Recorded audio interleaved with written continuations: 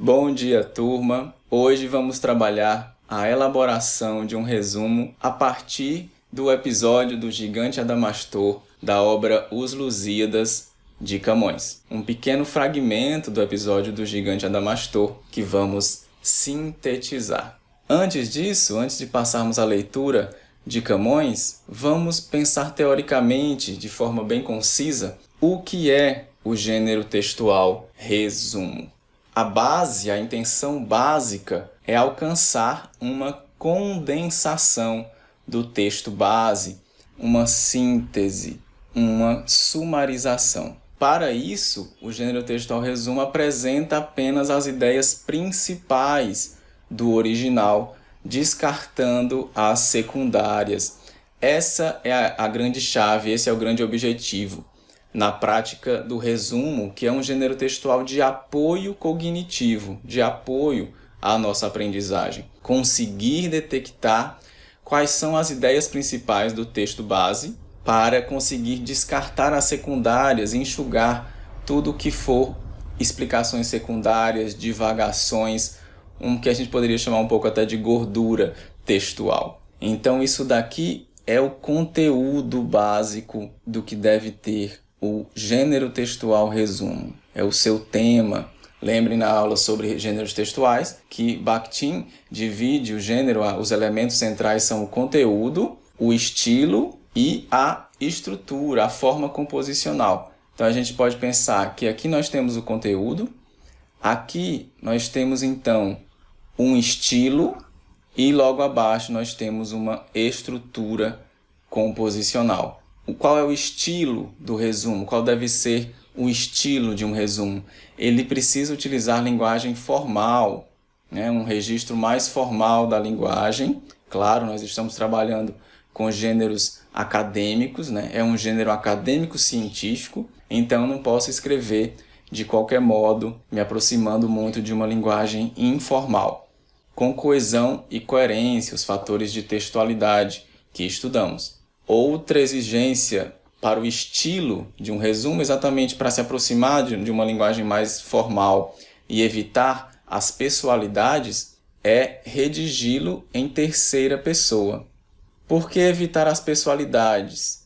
Porque nós estamos falando de um resumo básico, de um resumo informativo, e não de um resumo crítico, também conhecido como resenha. É na resenha que eu vou poder me manifestar, julgar o texto, julgar a videoaula ou qualquer que seja a mídia que eu estou resumindo.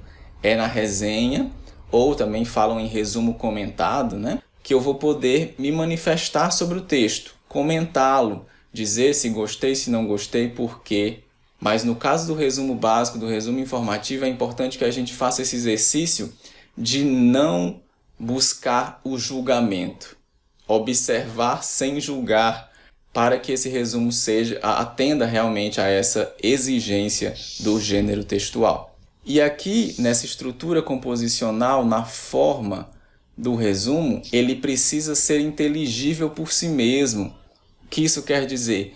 O resumo deve me dar uma ideia do texto base suficiente para que eu nem precise retornar ao texto base toda vez que eu queira relembrar o que esse texto dizia. Ele é inteligível por si mesmo, ele de alguma forma substitui o texto que está sendo resumido, exatamente para que eu não precise o tempo inteiro ficar retornando a esse texto. Quando a gente fala em texto base, é o texto ou a videoaula ou qualquer outra mídia, um filme, que a gente esteja resumindo. Nós sabemos que todas essas manifestações artísticas são textos, são formas de texto.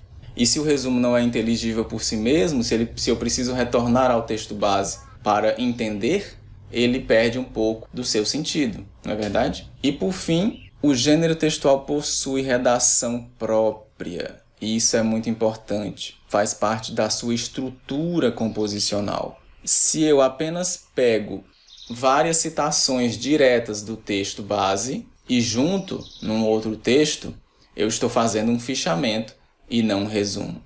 Se eu apenas seleciono várias palavras-chave do texto base, eu estou de alguma forma fazendo um esquema textual, mas não um resumo.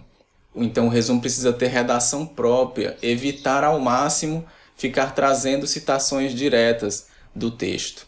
É por isso que o gênero resumo ele faz uma paráfrase do texto. O seu tipo de intertextualidade é a paráfrase, não é a citação direta. Ele tem que evitar um pouco ficar trazendo as citações diretas, usando aspas, para trazer as palavras do próprio autor. Porque o exercício é exatamente que a gente traga para a nossa linguagem, que a gente consiga, a partir daquilo que a gente aprendeu na coesão, utilização de sinônimos, utilização de diversas formas de substituição textual, escrever de uma outra forma aquilo que foi escrito no texto base. Exatamente para que eu possa me apropriar desse conteúdo. Claro que o fichamento e o esquema são passos importantes, e aí a gente chega aqui no passo a passo, são passos importantes para que eu escreva um bom resumo. Eu preciso sim selecionar frases-chave, selecionar palavras-chave, nesse momento de interação com o texto base. O começo de qualquer composição intertextual é interagir com o texto base, um contato físico com o texto, uma leitura intensa do texto, em que eu sublinho, eu marco, eu dou cores às palavras e frases-chave. Isso é estar em contato físico efetivo de leitura. E ao mesmo tempo em que eu vou fazendo isso, eu faço anotações de minhas impressões de leitura na margem do texto. Hoje em dia, quando a gente está sempre lendo na internet, no celular, fica mais difícil fazer essas anotações na margem da página, mas essa margem pode se transformar em quê? No meu caderno. O meu caderno fica ali do lado do celular, do lado do computador, então ele se transforma na margem do livro. E nesse momento eu posso ser completamente subjetivo, tá? Eu não preciso ficar me preocupando com aquela ideia de que o resumo deve ser redigido em terceira pessoa. Nesse momento eu preciso soltar a minha imaginação, o meu pensamento, o meu fluxo de pensamento, o que eu estou pensando a partir dessa leitura. E também extremamente importante pesquisar em verbetes de dicionários e enciclopédias, palavras, conceitos, personagens mitológicas, para que eu possa iluminar essa minha leitura e, consequentemente, esse meu resumo. É impossível resumir um texto não compreendido. A partir dessa interação com o texto base, é que eu irei conseguir esquematizar, organizando as suas ideias principais e percebendo as relações entre essas ideias. Aí eu vou fazer um esquema que pode ser inclusive um mapa mental, trazer cores e desenhos para essa esquematização. E por fim, chegando então na minha própria composição textual, eu vou sintetizar tudo isso que eu fiz, toda essa interação com o texto base, toda essa esquematização, eu vou sintetizar, excluindo tudo que é redundante e secundário para compor o meu próprio texto, o meu resumo. Então, mesmo nesse momento em que eu marco diversas palavras e frases-chave, depois você vai perceber que algumas delas se repetem. Se elas são realmente as ideias centrais do texto, elas vão se repetir. Então, você precisa enxugar tudo isso, tudo que é redundante. Vejam aqui, antes da gente entrar no texto base, só mais uma explicação secundária, para que a gente entenda a importância de um poema épico, né? Por que esses textos são tão importantes? É uma citação de Hegel na Estética, um grande filósofo da modernidade, estudando as obras de arte, né? A estética é quando a filosofia se volta para o estudo das obras de arte. Ele vai dizer que é como totalidade original que o poema épico constitui a saga, o livro, a Bíblia de um povo. Todas as nações grandes e importantes possuem livros deste gênero, que são absolutamente os primeiros entre todos e nos quais se encontra expresso o seu espírito original. Assim, estes monumentos constituem a verdadeira base sobre a qual repousa a consciência de um povo. Notem aí a grandeza dessa definição para o poema épico, indo muito além daquilo que já estudamos na diferenciação entre épica como obra narrativa, lírica como obra subjetiva e o poema dramático, ou a obra dramática como texto teatral. Aqui ele vai além, filosofando sobre a importância desses grandes poemas épicos. A Ilíada, a Odisseia, a Eneida, a Divina Comédia e os Lusíadas se enquadram aí nesse pequeno conjunto de grandes epopeias da humanidade. Exatamente pela relação entre o poema épico com a origem de uma consciência nacional, que lá no romantismo vocês vão ver que diversos poetas brasileiros buscaram escrever a epopeia nacional, né? A Confederação dos Tamoios é o grande exemplo do Gonçalves de Magalhães. Então vejam que ele fala a Bíblia de um povo, né? A gente pode até dizer que a Bíblia Sagrada que conhecemos hoje no contexto religioso é um poema épico do povo judeu, né? Pelo menos o Primeiro Testamento, que é o que eles aceitam, o Velho Testamento, é o poema épico do povo judeu. Os versículos são formas poéticas também. Então, assim como a Ilíada e a Odisseia eram a Bíblia dos gregos, a Teogonia também de Hesíodo, né? São nesses poemas épicos que a sua mitologia está relatada. E é com essa mitologia que Camões vai dialogar intensamente ao longo dos Lusíadas. E é por isso que a leitura é tão complexa para a gente, se nós não temos esse conhecimento mais sobre a mitologia grega.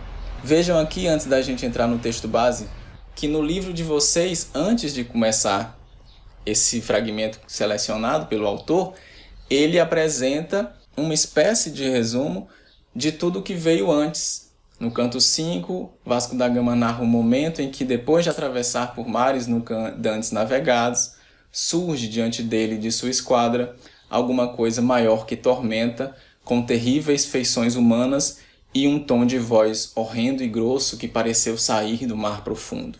Tal figura, disforme e de grandíssima estatura, lhes pôs nos corações um grande medo, levando-os a arrepiarem as carnes e o cabelo.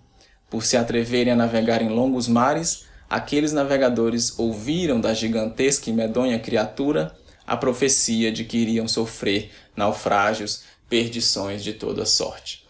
A gente poderia fazer uma breve crítica, um breve comentário a esse resumo, no sentido do que acabamos de discorrer, que ele traz excessivamente citações diretas do original, o que não é aconselhável num resumo. O autor faz isso porque ele está querendo trazer a linguagem de Camões para o seu resumo.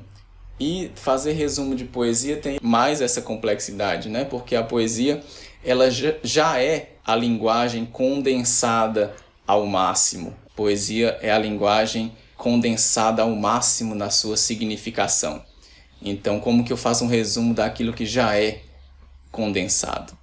Mas temos esse objetivo e é possível sim, sobretudo no caso aqui de poemas narrativos, em que a gente pode resumir a história do que é narrado, né? Fazer um resumo de um poema lírico já é bem mais difícil. Então aqui, muitas citações diretas, porque ele quer trazer as palavras de Camões para o seu resumo.